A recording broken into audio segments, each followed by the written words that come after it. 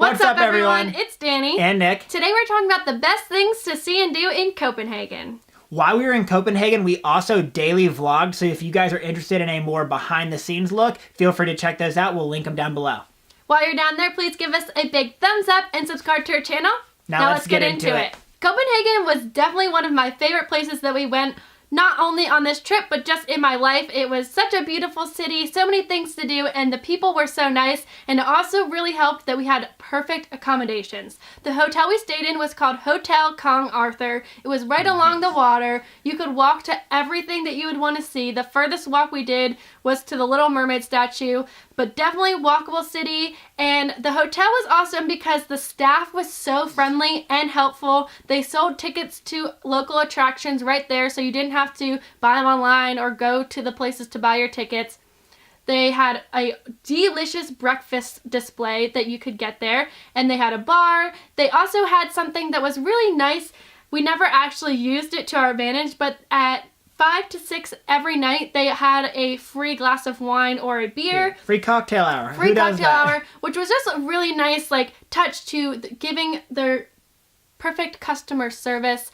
I know it's the little things like that that just really make a big impact on staying somewhere that can be your home away from home. It also was a very clean and giant room with lots of space, a workspace for us who are working on our computers a lot inside, and the bathroom was just really nice. Everything was clean and orderly. Definitely would recommend this to anyone to stay at Hotel Kong Arthur. Now let's talk about attractions. There were so many great things to do in Copenhagen. There was not one thing that we did not enjoy. Going to Copenhagen, I really wanted to go see the beautiful street of Nyhavn and those colorful houses that you always see on Pinterest and Instagram. So that was my #1 destination, and it definitely lived up to my expectations. It was about a 20-minute walk from our hotel. Easy walk through a beautiful town, and then once you arrived, you had the water running through the street. So many restaurants and shops. It wasn't too crowded when we were there, but it also is the winter, so we've heard that it gets really crowded in the summer, and I'm sure it'd be really nice to sit outside those restaurants along the water. And it was a straight shot from our hotel. You basically come out and walk almost exactly a mile straight, and you run right into it. The best view in Copenhagen that we saw, at least, was from Kristian Palace. It's basically connected to the working parliament building. I think you can actually go tour that if you wanted to, but the Kristian Palace has a tower that you can go up there. There's a restaurant about halfway up, but then you can continue up and you go all the way basically to the top of the spire, and you can get a 360 view of the city. There is a line for that. You don't have to have a ticket for it, but the way it works is they can only take 40 people at the top at any one time, and the lift itself only takes 8 people at a time. So that's why a line forms, but we only had to wait about 20 minutes, and it was definitely worth it because you get great views of the entire city. It's also important to know that during other seasons, there was more to the palace that you could walk through and tour, but because we were there in the winter, that was basically the only thing that we were able to do, but still definitely worth going to, even if you can only go up the tower. Worth the wait because you see beautiful views of Copenhagen from up there. The other castle that we totally loved, it was probably more favorable to us than Kristianberg's palace, was Rosenberg's palace, or Rosenberg Castle, because it was something that you could actually walk through and see basically the whole entire castle. Most of the castles that we went in through our trip in Europe, you just got to go in a couple of the rooms, and this one was just free range of going through the whole entire thing. You could go all the way to the top, and there was a giant grand room. You could go and see all of the china that they had, and they had porcelain and glass rooms. So it was just really cool to see a little bit of everything in the castle. You felt like you were almost living in it because you got to walk through so much of it.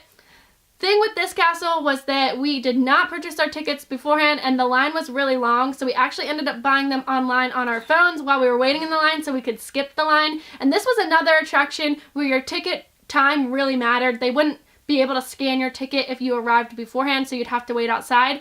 And then also outside of the castle, there was a garden that you could walk through, which was super fun to be able to just walk through a nice place in Copenhagen, and we got to enjoy the snow there. So the main castle was 3 stories, and as Danielle said, there's so many great things to see within the castle, but that's not the only main attraction that they have at Rosenberg Castle. That they also keep the crown jewels there, and to see them, you go outside of the main castle into the basement.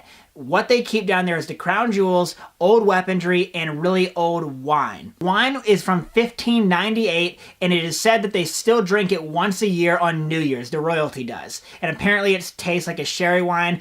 It's crazy to me that a wine from that old can still taste good. The crown jewels are also really neat to see because this is the only crown jewels we saw on our entire trip that you can actually photograph and get up close to them and spend more time around them.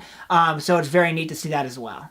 Something specific to Copenhagen is their city hall. We had not seen a city hall in any other place that we went to, and this one was very visitor friendly. They had a tourist office there where you could get maps and ask questions to an actual human being, which is very nice to have when you are new to a city. And then there was a wedding actually going on while we were there, so there is a room for that.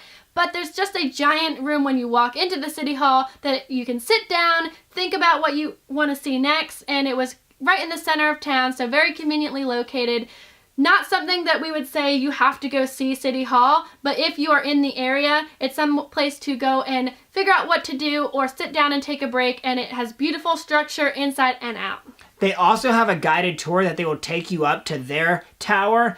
I think they were doing one a day at the time we were there, and we missed it, but I think that's another great view that you can get while in Copenhagen. The City Hall is right next to Tivoli. Tivoli is Copenhagen's biggest attraction, and we are not recommending that. One, because it is so well known that everyone knows about Tivoli, and two, that it was not open while we were there. I think a couple rides were open, but we did not make our way there and found time to see other attractions instead. Farthest attraction that we walked to, like we said, was the Little Mermaid, and right next to that was the Castellet. The Castellet is like a star-shaped fort from the 1600s. It's still a working fort, and there's still military there, but it's just a cool thing to go and see. There's 2 layers of moats, only 2 bridges onto the fort. It's just a cool thing to go walk around and explore. It is also very close to the Little Mermaid statue.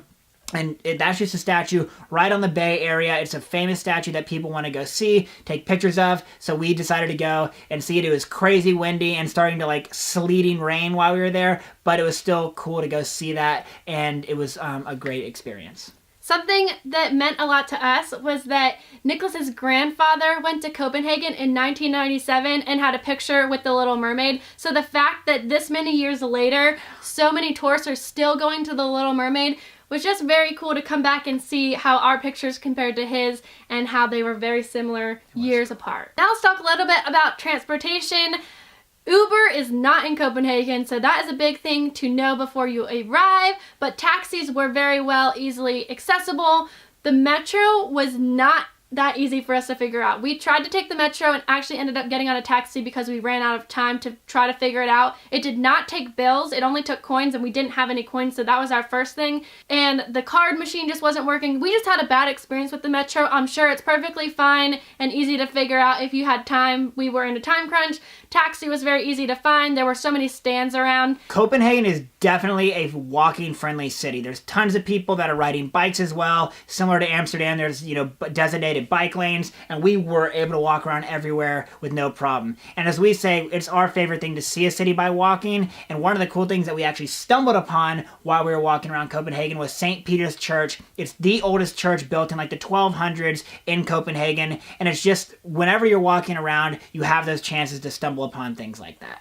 For food in Copenhagen, we ate at a lot of street places, which were all really good. As we said, we ate at an Italian place in Nijhaven, but our favorite place was actually attached to our hotel, so very convenient, and it was called La Roca, also an Italian place. The seafood in Copenhagen is great because you're right along the water, so we had seafood most of our meals, and the pricing was not too bad for what you're getting, but the pricing in Copenhagen in general is very strange because the kroner that they use is very different from the American dollar, and you don't really understand how much you're paying for something because a water bottle is like 30 kroner, and then we're like, how much are we paying for this water bottle? So it's important to know that you should look up what your conversion is so that you understand a little bit more about what you're paying in Copenhagen. Those are all the recommendations that we have for you guys for the best things to see and do in Copenhagen. We were only there for 2 full days, so that's what our itinerary looks like based on that. We really wanted to squeeze everything in, but Copenhagen has so many great things to do. I know there's other really cool things to do a little bit further outside the city, so if you're there a little bit longer,